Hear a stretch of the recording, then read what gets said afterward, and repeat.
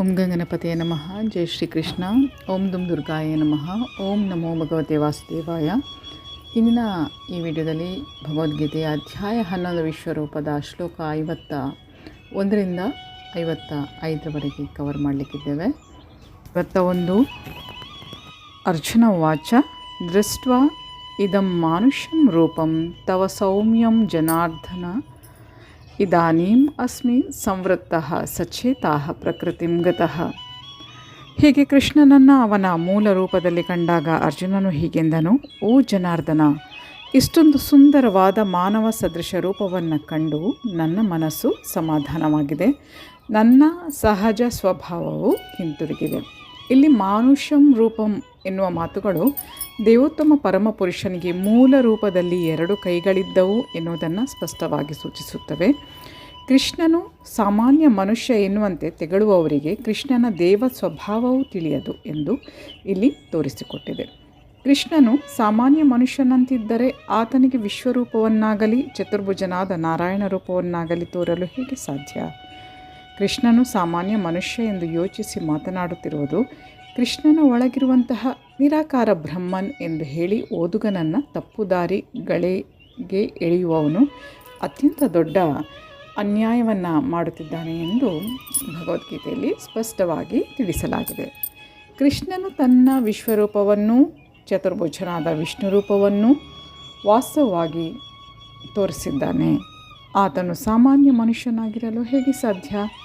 ಭಗವದ್ಗೀತೆಯ ವ್ಯಾಖ್ಯಾನಕಾರರಲ್ಲಿ ತಪ್ಪುದಾರಿ ಹಿಡಿದವರು ಪರಿಶುದ್ಧ ಭಕ್ತನನ್ನು ಗೊಂದಲಕ್ಕೆ ಸಿಕ್ಕಿಸಲಾರರು, ಏಕೆಂದರೆ ಭಕ್ತನಿಗೆ ಪ್ರತಿಯೊಂದರ ನಿಜಾಂಶವೂ ತಿಳಿದಿರುತ್ತದೆ. ಭಗವದ್ಗೀತೆಯ ಮೂಲ ಶ್ಲೋಕಗಳು ಸೂರ್ಯನಷ್ಟು ಸ್ಪಷ್ಟವಾಗಿವೆ. ಮೂರ್ಖ ವ್ಯಾಖ್ಯಾನಕಾರರ ಮಂಕು ಬೆಳಕು ಅವಕ್ಕೆ ಅಗತ್ಯವಿಲ್ಲ. ಶ್ಲೋಕ 52. ಶ್ರೀ ಭಗವಾನುವಾಚ ಸುದುರ್ದರ್ಶಂ ಇದಂ ರೂಪಂ ದೃಷ್ಟವಾನ್ ಅಸಿ ಯತ್ ಮಮ ದೇವಾಃ ಅಪಿ ಅಸ್ಯ ರೂಪಸ್ಯ ನಿತ್ಯಂ ದರ್ಶನಕಾಂಕ್ಷಿಣಃ. ದೇವೋತ್ತಮ ಪರಮಪುರುಷನು ಹೀಗೆಂದನು, ನನ್ನ ಪ್ರಿಯ ಅರ್ಜುನ, ಈಗ ನೀನು ಕಾಣುತ್ತಿರುವಂತಹ ನನ್ನ ರೂಪವನ್ನು ಕಾಣುವುದು ಬಹು ಕಷ್ಟ. ದೇವತೆಗಳು ಸಹ ಪ್ರಿಯವಾದ ಈ ರೂಪವನ್ನು ಕಾಣುವ ಅವಕಾಶಕ್ಕಾಗಿ ಹಂಬಲಿಸುತ್ತಾರೆ. ಈ ಅಧ್ಯಾಯದ 48ನೇ ಶ್ಲೋಕದಲ್ಲಿ ಶ್ರೀಕೃಷ್ಣ ತನ್ನ ವಿಶ್ವರೂಪವನ್ನು ಮುಕ್ತಾಯಗೊಳಿಸಿದನು. ಪುಣ್ಯಕರ್ಮಗಳು, ಯಜ್ಞಗಳು ಮೊದಲಾದವುಗಳಿಂದ ಈ ರೂಪವನ್ನು ಕಾಣಲು ಸಾಧ್ಯ ಇಲ್ಲ ಎಂದು ಅರ್ಜುನನಿಗೆ ಹೇಳಲಾಗಿದೆ.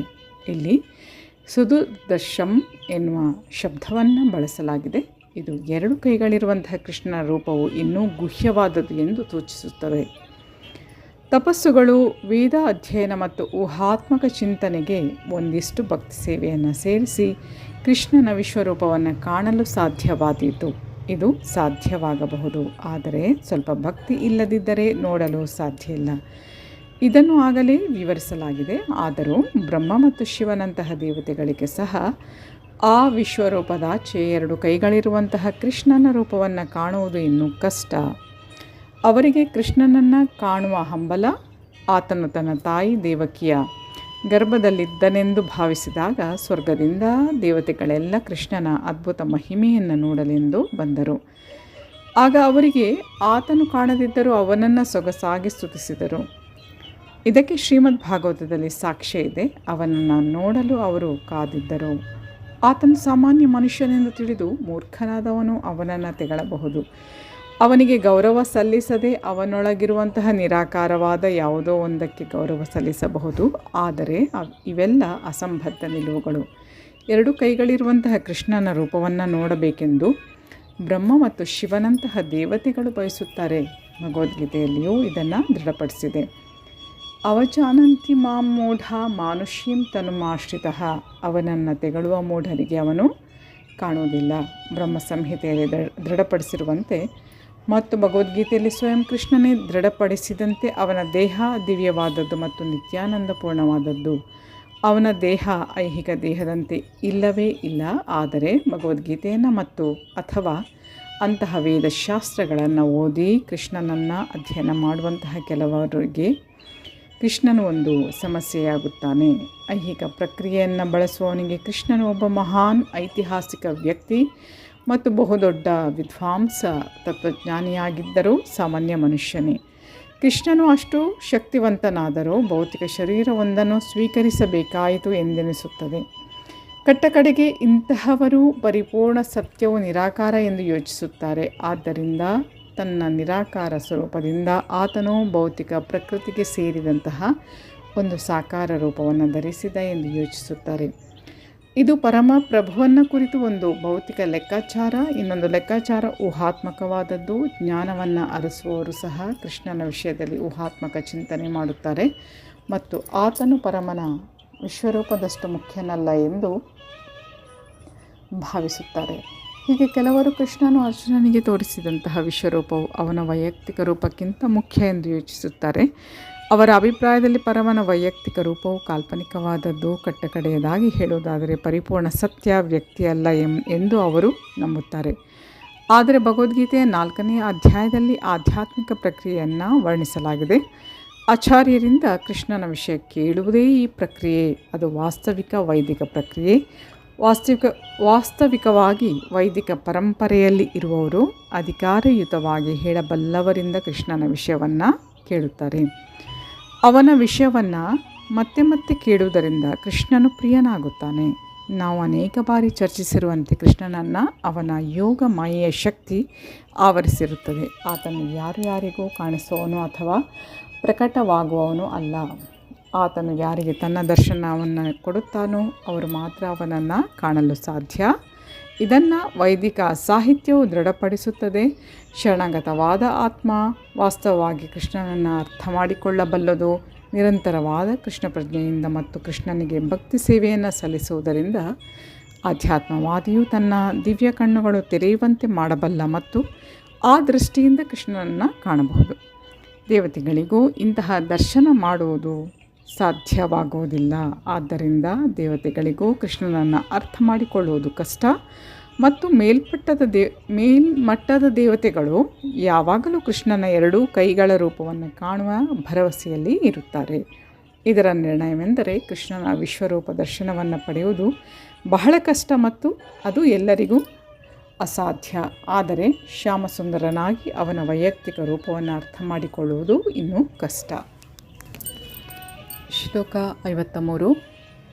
ನ ಅಹಂ ವೇದೈಃ ನ ತಪಸಾ ನ ದಾನೇನ ನ ಚ ಇಜ್ಜಯ ಶಕ್ಯಃ ಏವಂ ವಿಧಃ ದೃಷ್ಟುಂ ದೃಷ್ಟವಾನ್ ಅಸಿ ಮಾಂ ಯಥಾ. ವೇದ ಅಧ್ಯಯನ ಮಾತ್ರದಿಂದ ಅಥವಾ ಕಠಿಣ ತಪಸ್ಸಿನಿಂದ ಅಥವಾ ದಾನದಿಂದ ಅಥವಾ ಪೂಜೆಯಿಂದ ನೀನು ನಿನ್ನ ದಿವ್ಯ ನೇತ್ರಗಳಿಂದ ಕಾಣುತ್ತಿರುವಂತಹ ನನ್ನ ರೂಪವನ್ನು ಅರ್ಥ ಮಾಡಿಕೊಳ್ಳಲು ಸಾಧ್ಯ ಇಲ್ಲ.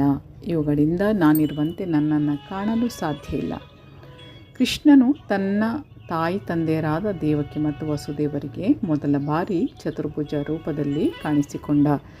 ಆನಂತರ 2 ಕೈಗಳ ರೂಪವನ್ನು ಧರಿಸಿದ. ನಾಸ್ತಿಕರಾದವರಿಗೆ ಅಥವಾ ಭಕ್ತಿ ಸೇವೆ ಮಾಡದವರಿಗೆ ಈ ರಹಸ್ಯ ರೂಪವನ್ನು ಅರ್ಥ ಮಾಡಿಕೊಳ್ಳುವುದು ಬಹಳ ಕಷ್ಟ. ವ್ಯಾಕರಣ ಜ್ಞಾನದಿಂದಷ್ಟೇ ವೈದಿಕ ಸಾಹಿತ್ಯವನ್ನು ಅಭ್ಯಾಸ ಮಾಡಿದ ಅಥವಾ ವಿದ್ವತ್ತಿನ ಅರ್ಹತೆಗಳನ್ನು ಮಾತ್ರ ಪಡೆದ ವಿದ್ವಾಂಸರು ಕೃಷ್ಣನನ್ನು ಅರ್ಥ ಮಾಡಿಕೊಳ್ಳಲಾರರು. ಪೂಜೆ ಸಲ್ಲಿಸುವುದಕ್ಕಾಗಿ ಅಧಿಕೃತ ರೀತಿಯಲ್ಲಿ ದೇವಸ್ಥಾನಗಳಿಗೆ ಹೋಗುವವರು ಅವನನ್ನು ಅರ್ಥ ಮಾಡಿಕೊಳ್ಳಲಾರರು. ಅವರು ದೇವಸ್ಥಾನಕ್ಕೆ ಭೇಟಿ ಕೊಡಬಹುದೇ ಹೊರತು ಕೃಷ್ಣನನ್ನು ಅವನು ಇರುವಂತೆ ಅರ್ಥ ಮಾಡಿಕೊಳ್ಳಲಾರರು. ಸ್ವತಃ ಕೃಷ್ಣನೇ ಮುಂದಿನ ಶ್ಲೋಕದಲ್ಲಿ ವಿವರಿಸುವಂತೆ ಭಕ್ತಿ ಸೇವೆಯಿಂದ ಮಾತ್ರ ಅವನನ್ನು ಅರ್ಥ ಮಾಡಿಕೊಳ್ಳಲು ಸಾಧ್ಯ. ಶ್ಲೋಕ 54. ಭಕ್ತ್ಯಾತು ಅನನ್ಯಯ ಶಕ್ಯಃ ಅಹಂ ಏವಂ ವಿಧಃ ಅರ್ಜುನ ಜ್ಞಾತುಂ ದೃಷ್ಟುಂ ಚ ತತ್ವೇನ ಪ್ರವೇಷ್ಟುಂ ಚ ಪರಂತಪ. ನನ್ನ ಪ್ರೀತಿಯ ಅರ್ಜುನನೇ, ಏಕಚಿತ್ತದ ಭಕ್ತಿ ಸೇವೆಯಿಂದ ಮಾತ್ರ ನಿನ್ನ ಮುಂದೆ ನಿಂತಿರುವಂತಹ ನನ್ನನ್ನು ನಾನಿರುವಂತೆ ಅರ್ಥ ಮಾಡಿಕೊಳ್ಳಲು ಸಾಧ್ಯ. ಹೀಗೆ ಮಾತ್ರ ನನ್ನನ್ನು ನೇರವಾಗಿ ನೋಡಲು ಸಾಧ್ಯ. ಈ ರೀತಿಯಲ್ಲಿ ಮಾತ್ರ ನನ್ನನ್ನು ತಿಳಿಯುವಂತಹ ರಹಸ್ಯಗಳನ್ನು ನೀನು ಪ್ರವೇಶಿಸಬಲ್ಲೆ. ಏಕಾಗ್ರ ಚಿತ್ತದ ಭಕ್ತಿ ಸೇವೆಯ ಪ್ರಕ್ರಿಯೆಯಿಂದ ಮಾತ್ರ ಕೃಷ್ಣನನ್ನು ಅರ್ಥ ಮಾಡಿಕೊಳ್ಳಬಹುದು. ಇದನ್ನು ಕೃಷ್ಣನು ಈ ಶ್ಲೋಕದಲ್ಲಿ ಸ್ಪಷ್ಟವಾಗಿ ವಿವರಿಸುತ್ತಾನೆ. ಬರಿಯ ಊಹಾತ್ಮಕ ಚಿಂತನೆಯ ಪ್ರಕ್ರಿಯೆಯಿಂದ ಭಗವದ್ಗೀತೆಯನ್ನು ಅರ್ಥ ಮಾಡಿಕೊಳ್ಳಲು ಪ್ರಯತ್ನಿಸುವಂತಹ ಅಧಿಕಾರವಿಲ್ಲದ ವ್ಯಾಖ್ಯಾನಕಾರರು ತಾವು ಕಾಲವನ್ನು ವ್ಯರ್ಥ ಮಾಡುತ್ತಿದ್ದೇವೆ ಎಂದು ತಿಳಿದುಕೊಳ್ಳಲಿ ಎನ್ನುವುದು ಇದರ ಉದ್ದೇಶ. ಕೃಷ್ಣನನ್ನು ಯಾರೂ ಅರ್ಥ ಮಾಡಿಕೊಳ್ಳಲಾರರು. ಅವನು ಚತುರ್ಭುಜ ರೂಪದಲ್ಲಿ ತಂದೆ ತಾಯಿಯಿಂದ ಹೇಗೆ ಬಂದ ಮತ್ತು ತಕ್ಷಣವೇ 2 ಕೈಗಳ ರೂಪವನ್ನು ಹೇಗೆ ಧರಿಸಿದ ಎನ್ನುವುದು ಯಾರಿಗೂ ಅರ್ಥ ಆಗುವುದಿಲ್ಲ. ವೇದ ಅಧ್ಯಯನದಿಂದ ಅಥವಾ ಊಹಾತ್ಮಕ ಚಿಂತನೆಯಿಂದ ಈ ವಿಷಯಗಳನ್ನು ಅರ್ಥ ಮಾಡಿಕೊಳ್ಳುವುದು ಕಷ್ಟ. ಆದ್ದರಿಂದ ಯಾರೂ ಅವನನ್ನು ಕಾಣಲಾರರು ಮತ್ತು ಯಾರೂ ಈ ವಿಷಯಗಳನ್ನು ತಿಳಿದುಕೊಳ್ಳಲಾರರು ಎಂದು ಸ್ಪಷ್ಟವಾಗಿ ಹೇಳಲಾಗಿದೆ. ಆದರೆ ವೇದ ಸಾಹಿತ್ಯದ ನುರಿತ ವಿದ್ಯಾರ್ಥಿಗಳಾದವರು ಅನೇಕ ರೀತಿಗಳಲ್ಲಿ ವೇದ ಸಾಹಿತ್ಯದಿಂದ ಅವನ ವಿಷಯವನ್ನು ತಿಳಿದುಕೊಳ್ಳಬಹುದು. ಅದಕ್ಕೆ ಹಲವಾರು ನಿಯಮ ನಿಬಂಧನೆಗಳಿವೆ. ಕೃಷ್ಣನನ್ನು ಯಾರಾದರೂ ಅರ್ಥ ಮಾಡಿಕೊಳ್ಳಲು ಬಯಸಿದರೆ ಆತನು ಪ್ರಮಾಣ ಗ್ರಂಥಗಳಲ್ಲಿ ವರ್ಣಿಸುವ ನಿಯಂತ್ರಕ ತತ್ವಗಳನ್ನು ಅನುಸರಿಸಬೇಕು. ಈ ತತ್ವಗಳಿಗೆ ಅನುಗುಣವಾಗಿ ವ್ರತಗಳನ್ನು ಆಚರಿಸಬಹುದು. ಉದಾಹರಣೆಗೆ, ಕಟ್ಟುನಿಟ್ಟಾದ ವ್ರತಗಳನ್ನು ನಡೆಸಲು ಕೃಷ್ಣನು ಕಾಣಿಸಿಕೊಂಡ ಜನ್ಮಾಷ್ಟಮಿಯಂದು ಮತ್ತು ಕೃಷ್ಣ ಪಕ್ಷ ಶುಕ್ಲ ಪಕ್ಷಗಳಂದು ಏಕಾದಶಿಯ ದಿವಸ ಉಪವಾಸ ಮಾಡಬಹುದು. ದಾನದ ವಿಷಯ ಹೇಳುವುದಾದರೆ, ಇಡೀ ಜಗತ್ತಿನಲ್ಲಿ ಕೃಷ್ಣ ಸಿದ್ಧಾಂತವನ್ನು ಅಥವಾ ಕೃಷ್ಣ ಪ್ರಜ್ಞೆಯನ್ನು ಹರಡಲು ಕೃಷ್ಣನ ಭಕ್ತಿ ಸೇವೆಯಲ್ಲಿ ನಿರತರಾದ ಅವನ ಭಕ್ತರಿಗೆ ದಾನ ಕೊಡಬೇಕು ಎನ್ನುವುದು ಸ್ಪಷ್ಟ. ಕೃಷ್ಣ ಪ್ರಜ್ಞೆಯು ಮಾನವ ಕುಲಕ್ಕೆ ಒಂದು ವರ. ರೂಪ ಗೋಸ್ವಾಮಿ ಅವರು ಚೈತನ್ಯ ಮಹಾಪ್ರಭುಗಳನ್ನು ಅತ್ಯಂತ ದಾನಶೂರರೆಂದು ಮೆಚ್ಚಿಕೊಂಡರು. ಇದಕ್ಕೆ ಕಾರಣ, ಪಡೆಯಲು ಬಹು ಕಷ್ಟವಾದ ಕೃಷ್ಣ ಪ್ರೇಮವನ್ನು ಚೈತನ್ಯರು ಉಚಿತವಾಗಿ ಹಂಚಿದರು. ಆದ್ದರಿಂದ ಕೃಷ್ಣ ಪ್ರಜ್ಞೆಯನ್ನು ವಿತರಣೆ ಮಾಡುವುದರಲ್ಲಿ ನಿರತರಾದವರಿಗೆ ದಾನ ಮಾಡಿದರೆ ಕೃಷ್ಣ ಪ್ರಜ್ಞೆಯನ್ನು ಹರಡಲು ಕೊಟ್ಟ ಈ ದಾನ ಜಗತ್ತಿನಲ್ಲಿ ಅತ್ಯಂತ ಶ್ರೇಷ್ಠ ದಾನವಾಗುತ್ತದೆ. ದೇವಾಲಯದಲ್ಲಿ ವಿಧಿಸಿರುವಂತಹ ರೀತಿಯಲ್ಲಿ ಪೂಜೆ ಮಾಡಿದರೆ, ಭಾರತದ ದೇವಾಲಯಗಳಲ್ಲಿ ಯಾವಾಗಲೂ ಸಾಮಾನ್ಯವಾಗಿ ವಿಷ್ಣು ಅಥವಾ ಕೃಷ್ಣನ ಒಂದು ವಿಗ್ರಹ ಇರುತ್ತೆ. ದೇವೋತ್ತಮ ಪರಮ ಪುರುಷನಿಗೆ ಪೂಜೆ ಮತ್ತು ಗೌರವ ಸಲ್ಲಿಸುವ ಮೂಲಕ ಪ್ರಗತಿಯನ್ನು ಸಾಧಿಸಲು ಇದೊಂದು ಅವಕಾಶ. ಭಗವಂತನ ಭಕ್ತಿ ಸೇವೆಯನ್ನು ಪ್ರಾರಂಭಿಸುವವರಿಗೆ ದೇವಾಲಯದಲ್ಲಿ ಪೂಜೆ ಮಾಡುವುದು ಅಗತ್ಯ. ಇದನ್ನು ವೇದ ಸಾಹಿತ್ಯ ದೃಢಪಡಿಸುತ್ತದೆ. ಯಸ್ಯ ದೇವಿ ಪರಾಭಕ್ತಿರ್ ಯಥಾ ದೇವಿ ತಥಾ ಗುರೌ ತಸ್ಯೈತೆ ಕಥಿತಾ ಹ್ಯರ್ಥಾಃ ಪ್ರಕಾಶಂತೆ ಮಹಾತ್ಮನಃ. ಪರಮ ಪ್ರಭುವಿನಲ್ಲಿ ನಿಶ್ಚಲವಾದ ಭಕ್ತಿ ಇದ್ದು ತನ್ನ ಗುರುವಿನಲ್ಲಿಯೂ ಅಂತಹುದೇ ನಿಶ್ಚಲ ನಂಬಿಕೆಯನ್ನಿಟ್ಟಂತಹ ಮನುಷ್ಯನು ದೇವೋತ್ತಮ ಪರಮ ಪುರುಷನನ್ನು ದಿವ್ಯ ದರ್ಶನದಿಂದ ಕಾಣಬಲ್ಲ. ಊಹಾತ್ಮಕ ಚಿಂತನೆಯಿಂದ ಕೃಷ್ಣನನ್ನು ಅರ್ಥ ಮಾಡಿಕೊಳ್ಳಲು ಸಾಧ್ಯ ಇಲ್ಲ. ನಿಜವಾದ ಗುರುವಿನ ಮಾರ್ಗದರ್ಶನದಲ್ಲಿ ವೈಯಕ್ತಿಕ ಶಿಕ್ಷಣವನ್ನು ಪಡೆದವನು ಕೃಷ್ಣನನ್ನು ಅರ್ಥ ಮಾಡಿಕೊಳ್ಳುವುದು ಪ್ರಾರಂಭ ಸಹ ಮಾಡಲಾರ. ತು ಎಂಬ ಪದವನ್ನು ಇಲ್ಲಿ ವಿಶೇಷ ಕಾರಣಕ್ಕೆ ಬಳಸಿದೆ. ಕೃಷ್ಣನನ್ನು ಅರ್ಥ ಮಾಡಿಕೊಳ್ಳಲು ಬೇರೆ ಯಾವುದೇ ಪ್ರಕ್ರಿಯೆಯನ್ನು ಬಳಸಲು ಸಾಧ್ಯ ಇಲ್ಲ, ಯಾವುದೇ ಸಲಹೆ ನೀಡಲು ಸಾಧ್ಯ ಇಲ್ಲ ಅಥವಾ ಯಶಸ್ವಿಯಾಗುವುದು ಸಾಧ್ಯ ಇಲ್ಲ ಎನ್ನುವುದನ್ನು ಸೂಚಿಸುವುದು ಇದರ ಉದ್ದೇಶ. 2 ಕೈಗಳ ರೂಪ ಮತ್ತು ಚತುರ್ಭುಜ ರೂಪ, ಈ 2 ರೂಪ ಕೃಷ್ಣನ ವೈಯಕ್ತಿಕ ರೂಪಗಳು. ಅರ್ಜುನನಿಗೆ ತೋರಿದಂತಹ ಅಲ್ಪಕಾಲದ ವಿಶ್ವರೂಪದಿಂದ ಭಿನ್ನವಾದವು. ನಾರಾಯಣ ಚತುರ್ಭುಜ ರೂಪವು ಕೃಷ್ಣನ 2 ಕೈಗಳ ರೂಪವು ನಿತ್ಯವಾದದ್ದು ಮತ್ತು ದಿವ್ಯವಾದದ್ದು. ಆದರೆ ಅರ್ಜುನನಿಗೆ ತೋರಿದ ವಿಶ್ವರೂಪವು ತಾತ್ಕಾಲಿಕವಾದದ್ದು. ಸುದುರ್ದಶಂ ಎನ್ನುವ ಪದಕ್ಕೆ ನೋಡಲು ಕಷ್ಟವಾದದ್ದು ಎಂದು ಅರ್ಥ. ವಿಶ್ವರೂಪವನ್ನು ಯಾರೂ ಕಂಡಿರಲಿಲ್ಲ ಎನ್ನುವುದನ್ನು ಇದು ಸೂಚಿಸುತ್ತದೆ. ಭಕ್ತರ ನಡುವೆ ವಿಶ್ವರೂಪವನ್ನು ತೋರುವ ಅಗತ್ಯ ಇರಲಿಲ್ಲ ಎನ್ನುವುದನ್ನು ಇದು ಸೂಚಿಸುತ್ತದೆ.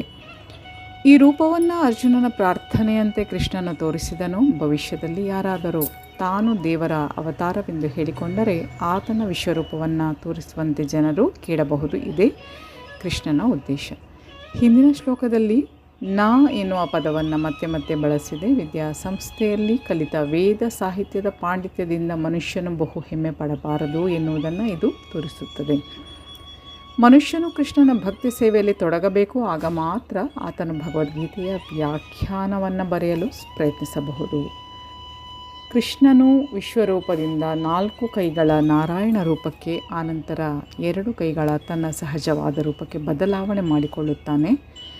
ವೇದ ಸಾಹಿತ್ಯದಲ್ಲಿ ಪ್ರಸ್ತಾಪಿಸಿರುವಂತಹ ಚತುರ್ಭುಜ ರೂಪವು ಇತರ ಎಲ್ಲ ರೂಪಗಳು 2 ಕೈಗಳ ಮೂಲದ ಕೃಷ್ಣನ ರೂಪದಿಂದ ಮೂಡಿ ಬಂದವು ಎನ್ನುವುದನ್ನು ಇದು ತೋರಿಸುತ್ತದೆ. ಮೂಡಿ ಬರುವ ಎಲ್ಲದರ ಮೂಲವೂ ಅವನೇ. ನಿರಾಕಾರ ಪರಿಕಲ್ಪನೆಯ ವಿಷಯವಿರಲಿ, ಕೃಷ್ಣನು ಈ ರೂಪಗಳಿಂದ ಸಹ ಭಿನ್ನನಾದವನು. ಕೃಷ್ಣನ ಚತುರ್ಭುಜ ರೂಪಗಳನ್ನು ಕುರಿತು ಹೇಳುವಾಗ ಕೃಷ್ಣನ ಚತುರ್ಭುಜದ ಅತ್ಯಂತ ಸದೃಶ ರೂಪವು ಪರಮ ಪ್ರಭುವಿನ ವಿಸ್ತರಣೆ ಎಂದು ಹೇಳಲಾಗಿದೆ. ಬ್ರಹ್ಮ ಸಂಹಿತೆಯಲ್ಲಿ ಹೇಳುವಂತೆ ಮಹಾವಿಷ್ಣು ಉಸಿರಾಡಿದರೆ ಸಾಕು ಅಸಂಖ್ಯಾತ ವಿಶ್ವಗಳು ಒಳಕ್ಕೆ ಹೋಗುತ್ತವೆ ಮತ್ತು ಹೊರಕ್ಕೆ ಬರುತ್ತವೆ. ಇಂತಹ ಮಹಾವಿಷ್ಣುವು ಕೃಷ್ಣನ ಸ್ವಾಂಶ ವಿಸ್ತರಣೆ.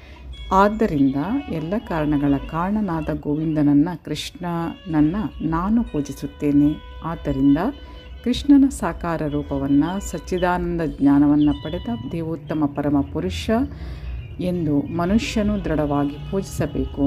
ವಿಷ್ಣುವಿನ ಎಲ್ಲ ರೂಪಗಳ ಮೂಲ ಅವನು, ಎಲ್ಲ ಅವತಾರಗಳ ರೂಪಗಳ ಮೂಲನೂ ಅವನೇ. ಭಗವದ್ಗೀತೆಯಲ್ಲಿ ದೃಢಪಡಿಸಿದಂತೆ ಅವನೇ ಪರಮಪುರುಷನು. ಸಚ್ಚಿದಾನಂದ ರೂಪಾಯ ಕೃಷ್ಣಾಯಾಕ್ಲಿಷ್ಟಕಾರಿಣೆ ನಮೋ ವೇದಾಂತ ವೇದ್ಯಾಯ ಗುರವೇ ಬುದ್ಧಿಸಾಕ್ಷಿಣೆ. ನಾನು ಕೃಷ್ಣನಿಗೆ ಗೌರವಪೂರ್ವಕ ನಮಸ್ಕಾರಗಳನ್ನು ಸಲ್ಲಿಸುತ್ತೇನೆ. ಆತನು ಸಚ್ಚಿದಾನಂದ ರೂಪನು. ಅವನನ್ನು ಅರ್ಥ ಮಾಡಿಕೊಳ್ಳುವುದೆಂದರೆ ವೇದಗಳನ್ನು ಅರ್ಥ ಮಾಡಿಕೊಂಡಂತೆ. ಆದ್ದರಿಂದ ಆತನು ಪರಮ ಗುರು. ಆದ್ದರಿಂದ ಆತನಿಗೆ ನನ್ನ ಗೌರವವನ್ನು ಸಲ್ಲಿಸುತ್ತೇನೆ. ಕೃಷ್ಣನು ದೇವೋತ್ತಮ ಪರಮ ಪುರುಷ. ಆ ಕೃಷ್ಣನು ದೇವೋತ್ತಮ ಪರಮ ಪುರುಷ ಮತ್ತು ಪೂಜ್ಯನು. ಕೃಷ್ಣನು ಒಬ್ಬನೇ, ಆದರೆ ಲೆಕ್ಕವಿಲ್ಲದಷ್ಟು ರೂಪಗಳಲ್ಲಿ ಮತ್ತು ವಿಸ್ತೃತ ಅವತಾರಗಳಲ್ಲಿ ಆತನು ಪ್ರಕಟನಾಗುತ್ತಾನೆ. ದೇವೋತ್ತಮ ಪರಮ ಪುರುಷನು ಕೃಷ್ಣನು. ಅವನಿಗೆ ಸಚ್ಚಿದಾನಂದ ದೇಹ ಇದೆ. ಅವನಿಗೆ ಆದಿ ಇಲ್ಲ, ಏಕೆಂದರೆ ಅವನೇ ಎಲ್ಲದರ ಆದಿ. ಅವನು ಎಲ್ಲ ಕಾರಣಗಳ ಕಾರಣನು. ಬೇರೆಡೆ ಹೀಗೆ ಹೇಳಲಾಗಿದೆ, ಯತ್ರಾವತೀರ್ಣಂ ಕೃಷ್ಣಾಖ್ಯಂ ಪರಂ ಬ್ರಹ್ಮ ನರಾಕೃತಿ. ಪರಮ ಪರಿಪೂರ್ಣ ಸತ್ಯವು ಒಬ್ಬ ವ್ಯಕ್ತಿ, ಅವನ ಹೆಸರು ಕೃಷ್ಣ. ಅವನು ಒಮ್ಮೊಮ್ಮೆ ಈ ಭೂಮಿಗೆ ಇಳಿದು ಬರುತ್ತಾನೆ. ಹೀಗೆ ಶ್ರೀಮದ್ ಭಾಗವತದಲ್ಲಿ ದೇವೋತ್ತಮ ಪರಮ ಪುರುಷನ ಎಲ್ಲ ಬಗೆಯ ಅವತಾರಗಳ ವರ್ಣನೆಯನ್ನು ನಾವು ಕಾಣುತ್ತೇವೆ. ಈ ಪಟ್ಟಿಯಲ್ಲಿ ಕೃಷ್ಣನ ಹೆಸರು ಕಾಣುತ್ತದೆ. ಆದರೆ ಈ ಕೃಷ್ಣನು ದೇವರ ಒಂದು ಅವತಾರವಲ್ಲ, ಅವನು ಮೂಲ ದೇವೋತ್ತಮ ಪರಮಪುರುಷನೇ ಎಂದು ಹೇಳಲಾಗಿದೆ. ಹೀಗೆ ಭಗವದ್ಗೀತೆಯಲ್ಲಿ ಭಗವಂತನು ಮತ್ತಃ ಪರತರಂ ನಾನ್ಯತ್, ದೇವೋತ್ತಮ ಪುರುಷನಾಗಿ ನನ್ನ ರೂಪವನ್ನು ಮೀರಿಸುವುದು ಯಾವುದೂ ಇಲ್ಲ ಎಂದು ಹೇಳುತ್ತಾನೆ. ಭಗವದ್ಗೀತೆಯಲ್ಲಿ ಬೇರೆಡೆ ಅವನು ಅಹಂ ಆದಿರ್ಹಿ ದೇವಾನಾಂ, ನಾನು ದೇವತೆಗಳಿಗೆ ಮೂಲ ಎಂದು ಹೇಳುತ್ತಾನೆ. ಕೃಷ್ಣನಿಂದ ಭಗವದ್ಗೀತೆಯನ್ನು ತಿಳಿದುಕೊಂಡ ನಂತರ ಅರ್ಜುನನು ಈ ಮಾತುಗಳಲ್ಲಿ ಇದನ್ನು ದೃಢಪಡಿಸುತ್ತಾನೆ. ಪರಂ ಬ್ರಹ್ಮ ಪರಂ ಧಾಮ ಪವಿತ್ರಂ ಪರಮಂ ಭವಾನ್. ನೀನು ಪರಿಪೂರ್ಣ ಸತ್ಯನಾದ ದೇವೋತ್ತಮ ಪರಮ ಪುರುಷನೆಂದು, ಎಲ್ಲಕ್ಕೂ ಆಶ್ರಯನೆಂದು ನಾನು ಈಗ ಸಂಪೂರ್ಣವಾಗಿ ತಿಳಿದಿದ್ದೇನೆ. ಆದ್ದರಿಂದ ಕೃಷ್ಣನು ಅರ್ಜುನನಿಗೆ ತೋರಿದ ವಿಶ್ವರೂಪವು ಭಗವಂತನ ಮೂಲ ರೂಪವಲ್ಲ, ಮೂಲವು ಕೃಷ್ಣನ ರೂಪ. ಸಹಸ್ರ ಶಿರಗಳ ಸಹಸ್ರ ಬಾಹುಗಳ ವಿಶ್ವರೂಪವು ದೇವರಲ್ಲಿ ಪ್ರೀತಿ ಇಲ್ಲದವರ ಗಮನವನ್ನು ಸೆಳೆಯಲು ಮಾತ್ರ ಪ್ರಕಟವಾಗಿದೆ. ಅದು ಭಗವಂತನ ಮೂಲರೂಪ ಅಲ್ಲ. ಭಗವಂತನೊಡನೆ ಬೇರೆ ಬೇರೆ ಅಲೌಕಿಕ ಸಂಬಂಧಗಳನ್ನು ಹೊಂದಿರುವಂತಹ ಪರಿಶುದ್ಧ ಭಕ್ತರಿಗೆ ವಿಶ್ವರೂಪ ಆಕರ್ಷಕವಾಗಿಲ್ಲ. ಪರಮಪ್ರಭು ತನ್ನ ಮೂಲ ರೂಪವಾದ ಕೃಷ್ಣನ ರೂಪದಲ್ಲಿ ಪ್ರೀತಿಯನ್ನು ವಿನಿಮಯ ಮಾಡಿಕೊಳ್ಳುತ್ತಾನೆ. ಆದ್ದರಿಂದ ಸ್ನೇಹದಲ್ಲಿ ಕೃಷ್ಣನೊಡನೆ ಆತ್ಮೀಯ ಸಂಬಂಧವನ್ನು ಬೆಳೆಸಿಕೊಂಡ ಅರ್ಜುನನಿಗೆ ಈ ವಿಶ್ವರೂಪ ಸಂತೋಷದಾಯಕವಲ್ಲ, ಅದು ಭಯಂಕರವಾಗಿತ್ತು. ಕೃಷ್ಣನ ನಿತ್ಯ ಸಂಗಾತಿಯಾಗಿದ್ದ ಅರ್ಜುನನಿಗೆ ದಿವ್ಯ ನೇತ್ರಗಳಿದ್ದಿರಬೇಕು. ಅವನು ಸಾಮಾನ್ಯ ಮನುಷ್ಯನಾಗಿರಲಿಲ್ಲ. ಆದ್ದರಿಂದ ವಿಶ್ವರೂಪವು ಅವನಿಗೆ ಮೋಹಕವಾಗಿರಲಿಲ್ಲ. ಫಲವನ್ನು ನೀಡುವ ಕರ್ಮಗಳಿಂದ ತಾವು ಮೇಲೇರಲು ಬಯಸುವವರಿಗೆ ಇದು ಆಶ್ಚರ್ಯಕರವಾಗಿ ತೋರಬಹುದು. ಆದರೆ ಭಕ್ತಿ ಸೇವೆಯಲ್ಲಿ ನಿರತರಾದವರಿಗೆ ಎರಡು ಕೈಗಳ ಕೃಷ್ಣನ ರೂಪದಲ್ಲಿಯೇ ಬಹು ಪ್ರೀತಿ. ಮತ್ಕರ್ಮ ಕೃತ್ ಮತ್ಪರಮಃ ಮದ್ಭಕ್ತಃ ಸಂಗವರ್ಜಿತಃ ನಿರ್ವೈರಃ ಸರ್ವಭೂತೇಷು ಯಃ ಸ ಮಾಮೇತಿ ಪಾಂಡವ. ಪ್ರಿಯ ಅರ್ಜುನ, ಕಾಮ್ಯಕರ್ಮದ ಮತ್ತು ಊಹಾತ್ಮಕ ಚಿಂತನೆಗಳ ಕಶ್ಮಲದಿಂದ ಮುಕ್ತರಾಗಿ ಯಾರು ನನ್ನ ಪರಿಶುದ್ಧ ಭಕ್ತಿ ಸೇವೆಯಲ್ಲಿ ತೊಡಗಿರುವನೋ, ಯಾರು ನನಗಾಗಿ ಕರ್ಮಗಳನ್ನು ಮಾಡುವನೋ, ನನ್ನನ್ನು ತನ್ನ ಬದುಕಿನ ಪರಮ ಗುರಿಯನ್ನಾಗಿ ಮಾಡಿಕೊಳ್ಳುವನೋ ಮತ್ತು ಎಲ್ಲ ಜೀವಿಗಳ ಮಿತ್ರನೋ, ಅವನು ನಿಶ್ಚಯವಾಗಿಯೂ ನನ್ನಲ್ಲಿಗೆ ಬರುವನು. ದೇವೋತ್ತಮ ಪುರುಷರಲ್ಲಿ ಪರಮೋಚ್ಚ ಭಗವಂತನು ಆಧ್ಯಾತ್ಮಿಕ ಗಗನದ ಕೃಷ್ಣ ಲೋಕದಲ್ಲಿ ಇರುತ್ತಾನೆ. ಯಾರಾದರೂ ಅವನ ಬಳಿ ಸಾರಲು ಬಯಸಿದರೆ ಮತ್ತು ಪರಮ ಪುರುಷನಾದ ಕೃಷ್ಣನೊಂದಿಗೆ ಆತ್ಮೀಯ ಸಂಬಂಧವನ್ನು ಸ್ಥಾಪಿಸಲು ಬಯಸಿದರೆ ಭಗವಂತನೇ ಇಲ್ಲಿ ಹೇಳಿರುವಂತೆ ಈ ಸೂತ್ರವನ್ನು ಅನುಸರಿಸಬೇಕು. ಆದ್ದರಿಂದ ಈ ಶ್ಲೋಕವನ್ನು ಭಗವದ್ಗೀತೆಯ ಸಾರ ಎಂದು ಪರಿಗಣಿಸುತ್ತಾರೆ. ಬುದ್ಧಿಜೀವಿಗಳು ಪ್ರಕೃತಿಯ ಮೇಲೆ ಪ್ರಭುತ್ವ ಸಾಧಿಸಲು ಐಹಿಕ ಜಗತ್ತಿನಲ್ಲಿ ಮುಳುಗಿರುತ್ತಾರೆ. ಅವರಿಗೆ ನಿಜವಾದ ಆಧ್ಯಾತ್ಮಿಕ ಬದುಕು ತಿಳಿಯದು. ಇವರಿಗಾಗಿಯೇ ಇರುವ ಗ್ರಂಥ ಭಗವದ್ಗೀತೆ. ಮನುಷ್ಯನು ತನ್ನ ಆಧ್ಯಾತ್ಮಿಕ ಅಸ್ತಿತ್ವವನ್ನು ಅರ್ಥ ಮಾಡಿಕೊಳ್ಳುವುದು ಹೇಗೆ ಎನ್ನುವುದನ್ನು, ಪರಮ ಆಧ್ಯಾತ್ಮಿಕ ಪುರುಷನೊಂದಿಗೆ ತನ್ನ ನಿತ್ಯ ಸಂಬಂಧವನ್ನು ಅರ್ಥ ಮಾಡಿಕೊಳ್ಳುವುದು ಹೇಗೆ ಎನ್ನುವುದನ್ನು, ಭಗವದ್ಧಾಮಕ್ಕೆ ಹೋಗುವುದು ಹೇಗೆ ಎನ್ನುವುದನ್ನು ತೋರಿಸಿಕೊಡುವುದು ಭಗವದ್ಗೀತೆಯ ಉದ್ದೇಶ. ಮನುಷ್ಯನು ತನ್ನ ಆಧ್ಯಾತ್ಮಿಕ ಚಟುವಟಿಕೆಯಾದ ಭಕ್ತಿ ಸೇವೆಯಲ್ಲಿ ಯಶಸ್ಸನ್ನು ಪಡೆಯಲು ಅವಶ್ಯವಾದ ಪ್ರಕ್ರಿಯೆಯನ್ನು ಸ್ಪಷ್ಟವಾಗಿ ವಿವರಿಸುವಂತಹ ಶ್ಲೋಕ ಇದು. ಕರ್ಮದ ಮಟ್ಟಿಗೆ ಹೇಳುವುದಾದರೆ, ಮನುಷ್ಯನು ತನ್ನ ಶಕ್ತಿಯನ್ನು ಸಂಪೂರ್ಣವಾಗಿ ಕೃಷ್ಣ ಪ್ರಜ್ಞೆಯ ಚಟುವಟಿಕೆಗಳಿಗೆ ವರ್ಗಾಯಿಸಬೇಕು. ಭಕ್ತಿ ರಸಾಮೃತ ಸಿಂಧುವಿನಲ್ಲಿ ಹೇಳಿರುವಂತೆ, ಕೃಷ್ಣನ ಸಂಬಂಧವಿಲ್ಲದ ಯಾವುದೇ ಕೆಲಸವನ್ನು ಯಾರೂ ಮಾಡಬಾರದು. ಇದಕ್ಕೆ ಕೃಷ್ಣ ಕರ್ಮ ಎಂದು ಹೆಸರು. ಮನುಷ್ಯನು ಹಲವು ಕರ್ಮಗಳಲ್ಲಿ ತೊಡಗಿರಬಹುದು, ಆದರೆ ತನ್ನ ಕೆಲಸದ ಫಲದಲ್ಲಿ ಆಸಕ್ತಿ ಇರಬಾರದು. ಫಲವನ್ನು ಅವನಿಗೆ ಬಿಡಬೇಕು. ಉದಾಹರಣೆಗೆ, ಮನುಷ್ಯನು ವ್ಯಾಪಾರ ವ್ಯವಹಾರಗಳಲ್ಲಿ ತೊಡಗಿರಬಹುದು, ಆದರೆ ಅದನ್ನು ಕೃಷ್ಣ ಪ್ರಜ್ಞೆಗೆ ಪರಿವರ್ತಿಸಲು ಕೃಷ್ಣನಿಗಾಗಿ ವ್ಯಾಪಾರ ವ್ಯವಹಾರಗಳನ್ನು ಮಾಡಬೇಕು. ಕೃಷ್ಣನು ಈ ವ್ಯವಹಾರದ ಒಡೆಯನಾದರೆ ವ್ಯವಹಾರದ ಲಾಭವನ್ನು ಕೃಷ್ಣನು ಸವಿಯಬೇಕು. ವ್ಯವಹಾರದಲ್ಲಿ ತೊಡಗಿರುವವನಿಗೆ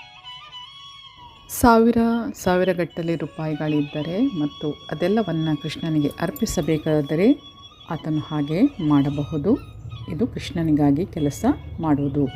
ತನ್ನ ಇಂದ್ರಿಯ ತೃಪ್ತಿಗಾಗಿ ಒಂದು ದೊಡ್ಡ ಕಟ್ಟಡವನ್ನು ಕಟ್ಟುವುದಕ್ಕೆ ಬದಲು ಆತನು ಕೃಷ್ಣನಿಗಾಗಿ ಸೊಗಸಾಗಿ ದೇವಸ್ಥಾನವನ್ನು ಕಟ್ಟಿ ಭಕ್ತಿ ಸೇವೆಯ ಪ್ರಮಾಣ ಗ್ರಂಥಗಳಲ್ಲಿ ಹೇಳಿರುವಂತೆ ಕೃಷ್ಣನ ವಿಗ್ರಹ ಸ್ಥಾಪಿಸಿ ಕೃಷ್ಣನ ಸೇವೆಗೆ ವ್ಯವಸ್ಥೆ ಮಾಡಬಹುದು. ಇದೆಲ್ಲ ಕೃಷ್ಣ ಕರ್ಮ. ಮನುಷ್ಯನು ತನ್ನ ಕೆಲಸದ ಫಲದಲ್ಲಿ ಆಸಕ್ತಿಯನ್ನು ಇಟ್ಟುಕೊಳ್ಳಬಾರದು. ಫಲವನ್ನು ಕೃಷ್ಣನಿಗೆ ಬಿಡಬೇಕು.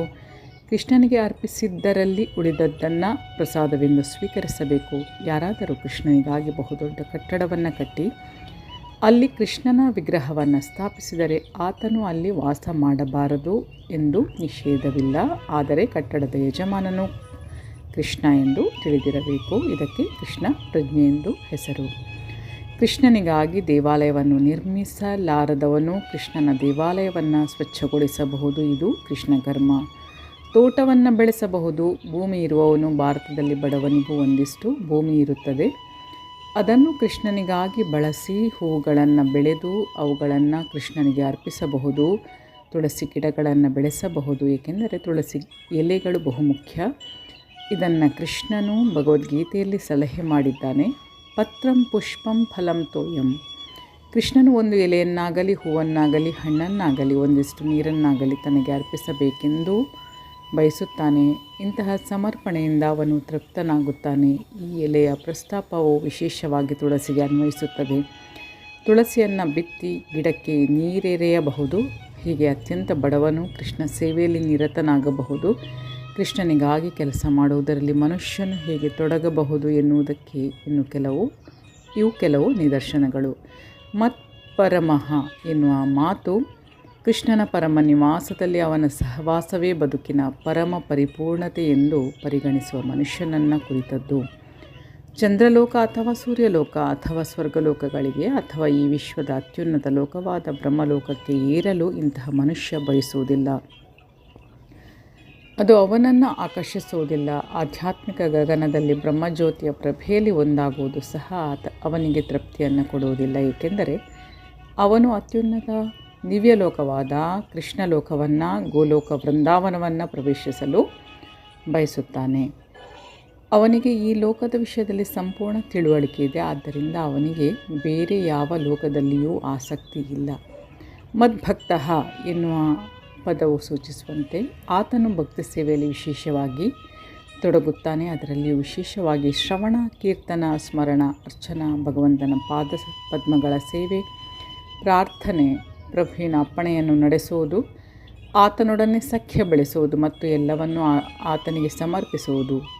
ಭಕ್ತಿ ಕಾರ್ಯದ ಈ 9 ಪ್ರಕ್ರಿಯೆಗಳಲ್ಲಿ ವಿಶೇಷವಾಗಿ ನಿರತನಾಗುತ್ತಾನೆ. ಮನುಷ್ಯನು ಈ ಎಲ್ಲ 9 ಭಕ್ತಿ ಪ್ರಕ್ರಿಯೆಗಳಲ್ಲಿ ತೊಡಗಬಹುದು, ಅಥವಾ 8ರಲ್ಲಿ ಅಥವಾ 7ರಲ್ಲಿ ಅಥವಾ ಕೊನೆಯ ಪಕ್ಷ 1ರಲ್ಲಿ ನಿರತನಾಗಬಹುದು. ನಿಶ್ಚಯವಾಗಿ ಅದು ಅವನನ್ನು ಪರಿಪೂರ್ಣನನ್ನಾಗಿ ಮಾಡುತ್ತದೆ. ಸಂಘ ವರ್ಜಿತ ಎನ್ನುವ ಮಾತು ಅರ್ಥವತ್ತಾದದ್ದು. ಕೃಷ್ಣನ ವಿರೋಧಿಗಳಿಂದ ಮನುಷ್ಯನು ದೂರನಾಗಬೇಕು. ನಾಸ್ತಿಕರು ಮಾತ್ರವೇ ಕೃಷ್ಣನ ವಿರೋಧಿಗಳಲ್ಲ. ಫಲಾಪೇಕ್ಷೆ ಇರುವಂತಹ ಕರ್ಮಗಳು ಮತ್ತು ಊಹಾತ್ಮಕ ಚಿಂತನೆಯಿಂದ ಆಕರ್ಷಿತರಾಗುವವರು ವಿರೋಧಿಗಳೇ. ಆದ್ದರಿಂದ ಭಕ್ತಿ ಸೇವೆಯ ಪರಿಶುದ್ಧ ರೂಪವನ್ನು ಭಕ್ತಿ ರಸಾಮೃತ ಸಿಂಧುವಿನಲ್ಲಿ ಹೀಗೆ ಹೇಳಲಾಗಿದೆ, ವರ್ಣಿಸಲಾಗಿದೆ. ಅನ್ಯಾಭಿಲಾಷಿತ ಶೂನ್ಯಂ ಜ್ಞಾನಕರ್ಮಾದಿ ಅನಾವೃತಂ ಆನುಕೂಲ್ಯೇನ ಕೃಷ್ಣಾನುಶೀಲನಂ ಭಕ್ತಿರುತ್ತಮ. ಪರಿಶುದ್ಧವಾದ ಭಕ್ತಿ ಸೇವೆಯನ್ನು ಸಲ್ಲಿಸಲು ಯಾರಾದರೂ ಬಯಸಿದರೆ ಆತನು ಎಲ್ಲ ಬಗೆಯ ಐಹಿಕ ಕಲ್ಮಶ ಸಂಪರ್ಕದಿಂದ ಮುಕ್ತನಾಗಿರಬೇಕು ಎಂದು ಶ್ರೀರೂಪ ಗೋಸ್ವಾಮಿಯವರು ಈ ಶ್ಲೋಕದಲ್ಲಿ ಸ್ಪಷ್ಟವಾಗಿ ಹೇಳುತ್ತಾರೆ. ಅಂತಹ ಮನುಷ್ಯನು ಫಲಾಪೇಕ್ಷಿತ ಕರ್ಮಗಳಿಗೆ ಮತ್ತು ಊಹಾತ್ಮಕ ಚಿಂತನೆಗೆ ಅಂಟಿಕೊಂಡವರ ಸಹವಾಸದಿಂದ ಬಿಡುಗಡೆ ಹೊಂದಬೇಕು. ಅಪೇಕ್ಷಣೀಯವಲ್ಲದ ಇಂತಹ ಸಹವಾಸದಿಂದ ಮತ್ತು ಐಹಿಕ ಬಯಕೆಗಳ ಕಲ್ಮಶದಿಂದ ಬಿಡುಗಡೆಯಾಗಿ ಮನುಷ್ಯನು ಕೃಷ್ಣ ಜ್ಞಾನವನ್ನು ಅನುಕೂಲವಾಗಿ ಬಳಸಿಕೊಂಡಾಗ ಅದು ಶುದ್ಧ ಭಕ್ತಿ ಸೇವೆ. ಆನುಕೂಲ್ಯಸ್ಯ ಸಂಕಲ್ಪ ಪ್ರಾತಿಕೂಲ್ಯಸ್ಯ ವರ್ಜನಂ. ಕೃಷ್ಣನನ್ನು ಕುರಿತು ಯೋಚನೆ ಮಾಡಬೇಕು ಮತ್ತು ಕೃಷ್ಣನಿಗೆ ಅನುಕೂಲವಾಗಿ ಕೆಲಸ ಮಾಡಬೇಕು, ಕೃಷ್ಣನಿಗೆ ವಿರೋಧಿಯಾಗಿ ಅಲ್ಲ. ಕಂಸನು ಕೃಷ್ಣನ ಒಬ್ಬ ಶತ್ರು. ಕೃಷ್ಣನ ಜನನದಿಂದ ಪ್ರಾರಂಭಿಸಿ ಅವನನ್ನು ಕೊಲ್ಲಲು ಕಂಸನು ಅನೇಕ ಯೋಜನೆಗಳನ್ನು ಮಾಡಿದನು. ಅವನು ಯಾವಾಗಲೂ ವಿಫಲನಾದದ್ದರಿಂದ ಸದಾ ಕೃಷ್ಣನನ್ನೇ ಕುರಿತು ಯೋಚನೆ ಮಾಡುತ್ತಿದ್ದನು.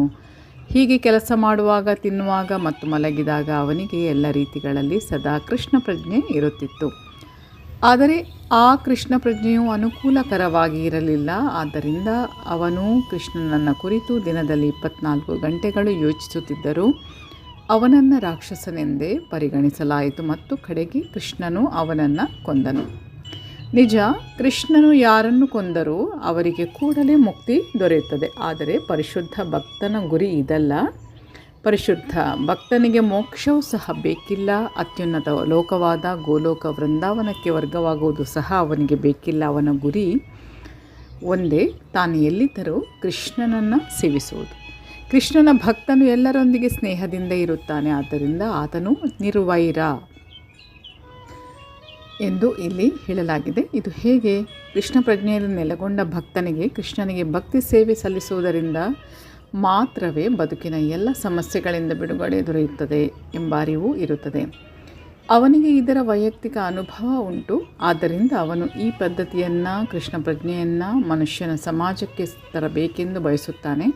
ಭಗವಂತನ ಪ್ರಜ್ಞೆಯನ್ನು ಹರಡಲು ಭಗವಂತನ ಭಕ್ತರು ತಮ್ಮ ಪ್ರಾಣವನ್ನೇ ಅಪಾಯಕ್ಕೊಡ್ಡಿದ ಹಲವು ನಿದರ್ಶನಗಳು ಚರಿತ್ರೆಯಲ್ಲಿವೆ. ಯೇಸು ಕ್ರಿಸ್ತನು ಬಹು ಜನರಿಗೆ ಇಷ್ಟವಾಗುವಂತಹ ನಿದರ್ಶನವಾಗಿದ್ದಾನೆ. ಭಕ್ತರೆಲ್ಲದವರು ಅವನನ್ನು ಶಿಲುಬೆಗೆ ಏರಿಸಿದರು. ಆದರೆ ಭಗವತ್ ಪ್ರಜ್ಞೆಯನ್ನು ಹರಡಲು ಆತನು ತನ್ನನ್ನೇ ಬಲಿ ಕೊಟ್ಟುಕೊಂಡನು.